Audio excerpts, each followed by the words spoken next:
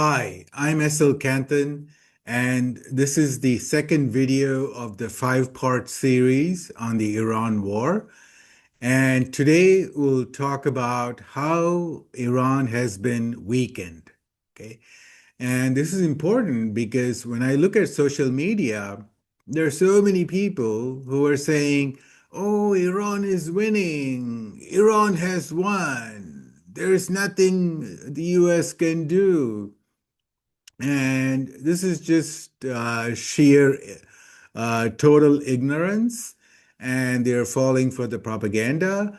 And there are a whole bunch of people who are, for many reasons I have discussed before, they're just totally against the US and totally supporting Iran. So these people just lie about how Iran is winning. But here are the facts, okay? So, number one, Khamenei, the supreme leader, is dead.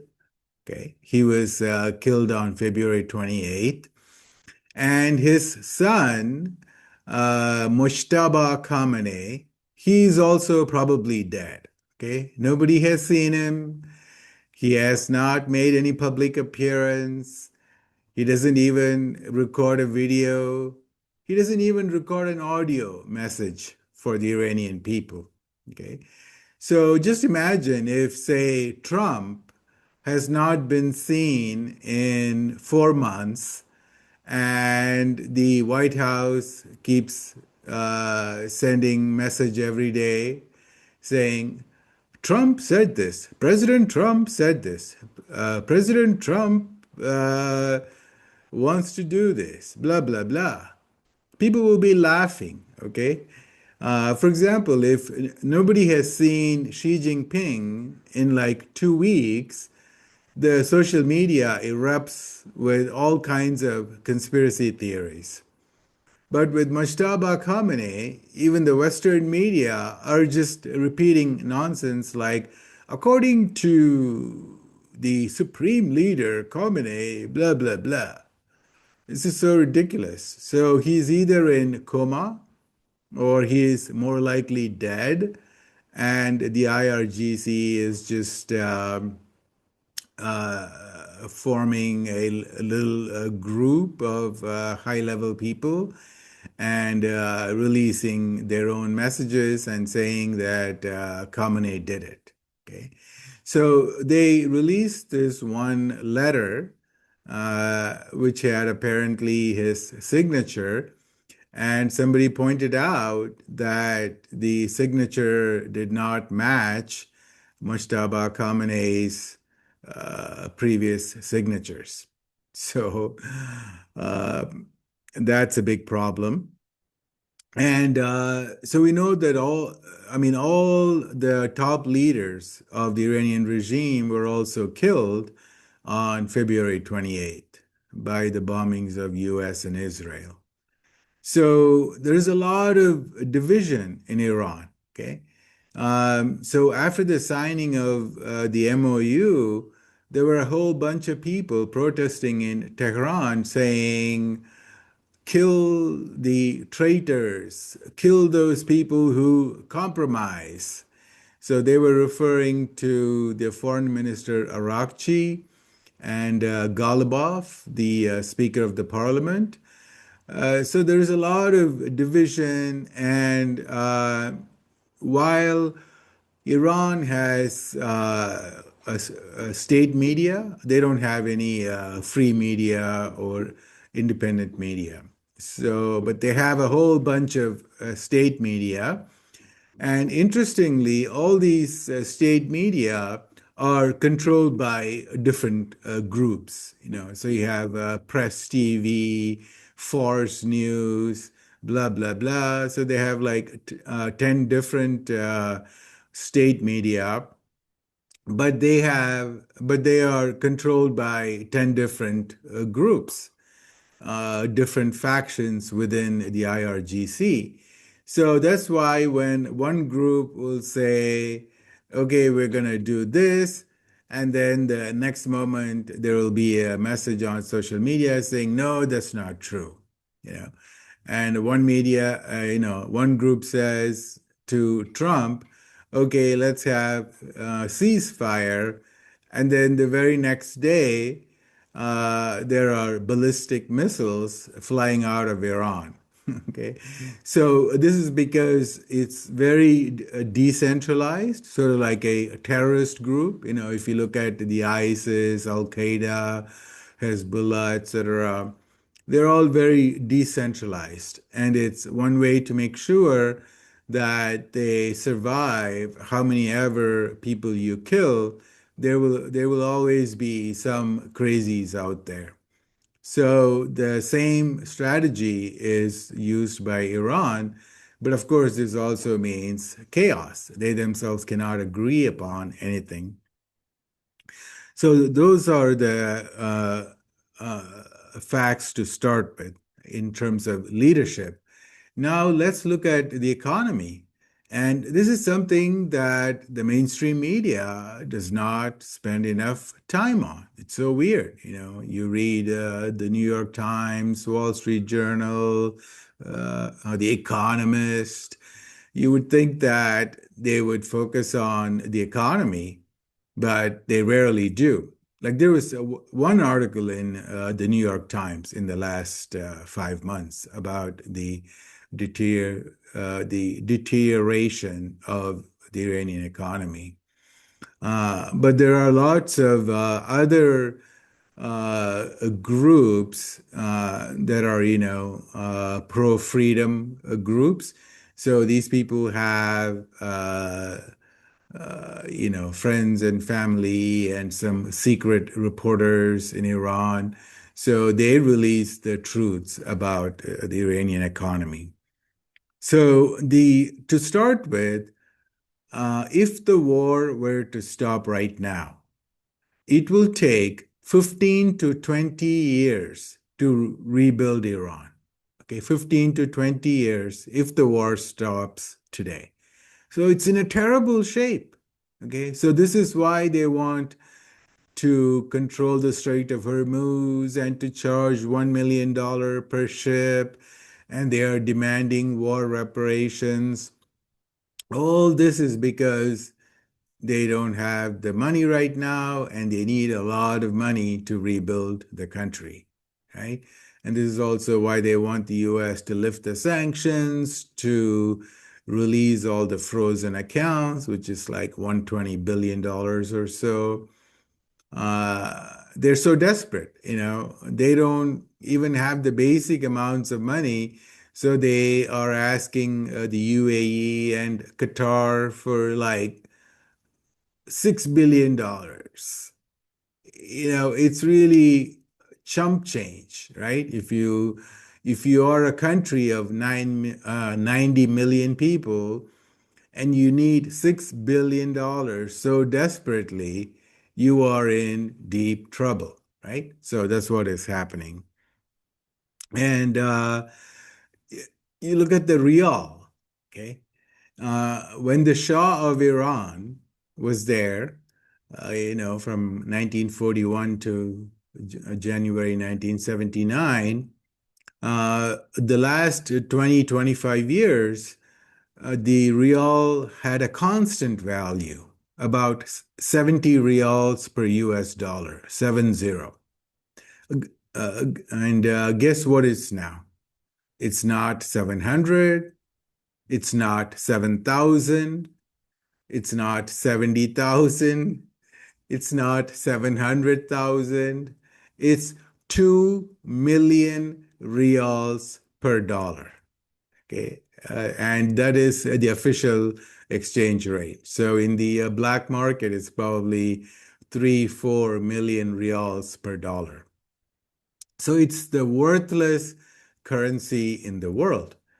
And you cannot have a worthless currency and hope to have an economy, hope to have a functional nation, right? Because they have to import a lot of things, right? If you are an Iranian and you want to buy a smartphone, well, Iran is not making smartphones. They're not making a Google Android. They're not, they don't have the ability to make semiconductor chips and touch screens and all that. So they have to import pretty much all the electronics. They have to import all the laptops and computers, and even food. About 30% of wheat and corn that is consumed in Iran have to be imported. Okay. And there were stories in the New York Times about how the Iranian people have to cross the border to Turkey and to Iraq to buy the cooking oil, right? Because it's so expensive in Iran, they have to cross the border. And those are the lucky ones who are living across the border. But if people are in, say, Tehran, they are doomed. It's very, very expensive. And there's also a lot of smuggling right now going on. So they take these boats, they go to the UAE to buy, whatever things, and then they come back to Iran and then they sell them, right? So, but when they have to buy those from the UAE, what are they gonna pay them with? Nobody in the UAE, no business owner in the UAE is going to sell a smartphone or Levi jeans, whatever. They're not going to accept reals. That's worthless. So they're going to ask, do you have the US dollar, right? That's the global currency. So with 2 million reals per US dollar, the minimum wage in Iran is $90 per month, 90 per month. Okay. And that's less than Pakistan, that's far less than India. So it's like a fourth world country. It's not even a third world country. Okay. Just imagine being poorer than Pakistan. That is shocking. Okay. And so the average worker makes about $120 a month if he is lucky enough to work 5 days a week and 4 weeks a month. Okay. But not everybody has a full-time job these days. Okay. So the war has devastated the economy so much that many people are forced to work on the alternate days because factories are so devastated. A lot of factories have been bombed, or they don't have the input. They don't have the materials to build, which they used to import. Now they don't have any trade because of the US blockade. So the factories are running at a very low capacity. So what they tell the workers is, you come on Monday, Wednesday, Friday, and then the other person comes on Tuesdays and Thursdays and Saturdays, something like that. So a lot of Iranians are making less than $100 a month. Okay? And they cannot even afford meat anymore. Okay? Vast majority of the Iranians now, they cannot even afford like one small piece of chicken per day. Okay, so they're all now vegetarians living on minimal calories. So that's pretty devastating for a nation. And then the inflation has skyrocketed, partly because of the blockade, partly because of uh, the huge drop in the value of the real, and partly because of a shortage of food. Just as we mentioned, if the factories are not making enough, then there's going to be scarcity. and scarcity means the price of goods go up. So the three factors, the falling of the real, the shortage of the factories, and lack of trade, these three factors are making the inflation go through the roof. So, for example, if you look at fertilizers, which is very important for any nation, the price of fertilizer in Iran has gone up 11 to 20 fold since the war started in February. Can you imagine 20 fold? So there is a difference between the nitrate fertilizers and the phosphorus-based fertilizers. So one of them has gone up 11-fold, and then the other fertilizer has gone up 20-fold. So when the price of fertilizer goes up, then the price of food goes up, right? So this is devastating. No normal country can survive a situation like that. Now, the US blockade was lifted briefly after they signed the MOU, and now it's back again, right? The last 2.5 weeks or so, the US blockade is back. So that means Iran cannot export anything and Iran cannot import anything. Okay? And the export is very vital for Iran because that's how they get the access to the US dollar, which they can use to import stuff, which they can use to buy stuff. And without the exports, their foreign exchange reserves is dwindling to zero. It's now very, very close to zero. And also, without the foreign exchange, the US dollar, they cannot defend the real in the open market. So, if, say, the value of the real goes from 2 million reals per dollar to 5 million or 10 million reals per dollar, there's nothing the Iranian government can do. And 1/3 of all the workers in Iran are government workers. Okay. And the government gets its revenue from the exports, the oil exports and the non-oil exports. So without the export revenue, the Iranian government cannot even pay their own people. So there are like videos of the Iranian soldiers showing their meal. It's like so pathetic. It's like one potato and one cucumber pickle. That's their lunch.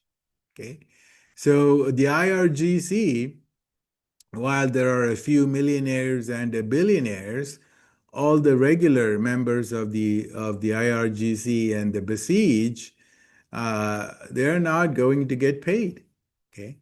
Now they can print more money, they can print more real, but that's only going to cause more inflation, right? So they did raise the minimum wage a few months ago, 5, 6 months ago, but that doesn't help because you raise the wages and then the price of goods go up even higher. So people are actually worse off. It's like the Weimar Republic in Germany in the 1920s.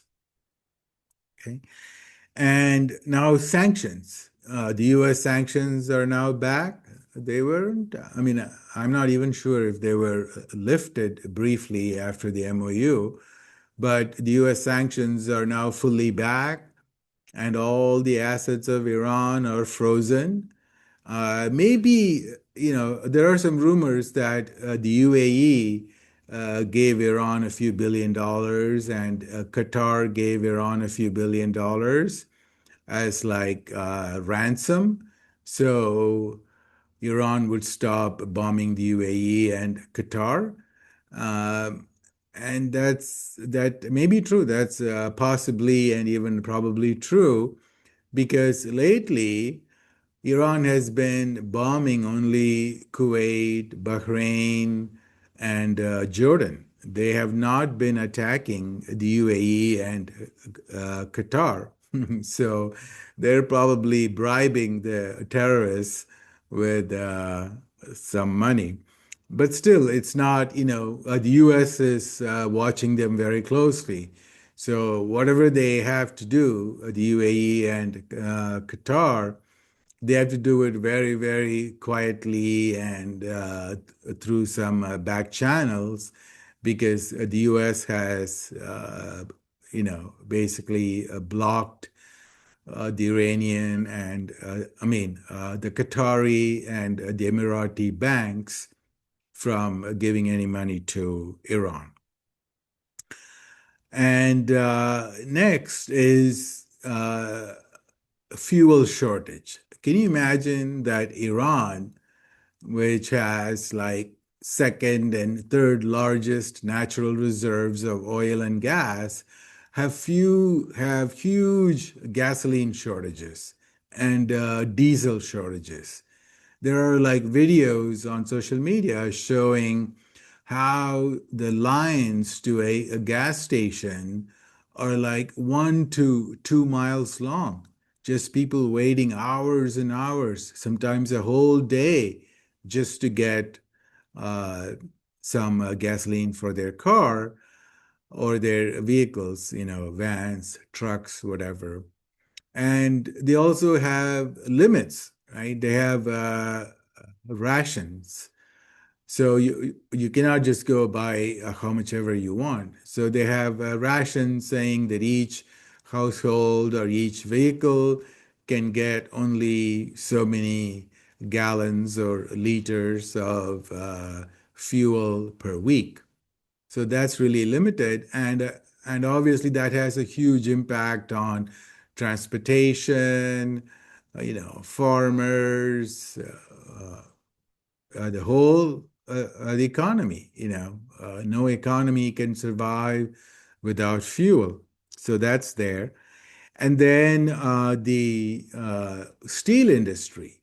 Steel is like the backbone of any economy. And the steel industries have lost 70% of their capacity due to the war. Some of the largest steel factories were bombed in like in April. So that's a devastation. And many of the factories are dual purpose, right? So the steel industry may be supporting selling steel to the IRGC to make their weapons, but then they also sell steel to regular purposes, for the construction, for making cars, for making your soda cans, whatever. So, and same thing with plastics, plastics are whatever we do, there's always plastic. So, when the US and the Israelis bombed these military uh, oriented sites, that also has a direct impact on the civilian economy. So they can not only make, these people are not now able to make drones and missiles, they're not even able to make the civilian products. So that has a huge impact.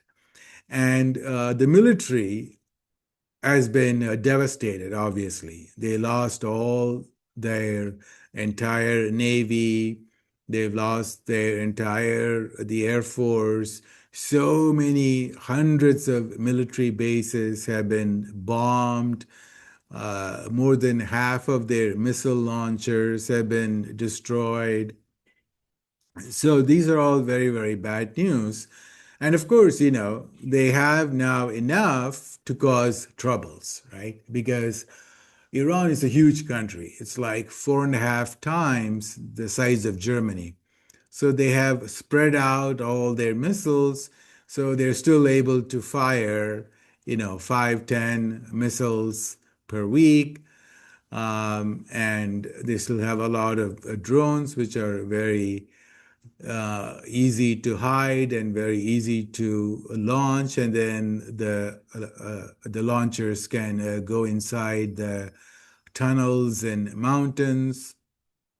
So they still have enough to cause trouble, but they've lost like 60, 70% of all their drones and missiles. Um, and so to summarize, the economy is in a very, very bad shape. People are suffering to get even basic food. They cannot afford to have meat. It's the most worthless currency in the world. The inflation is going up like crazy, more than 100% in the last 4 months. And their military is devastated. The leadership is devastated. And there are a lot of divisions. They cannot even agree upon the right strategy. So this is the situation, and this is why Iran is in a very, very bad shape. And in the next video, we will talk about the US strategy on how to win this war. Okay, thanks. Bye.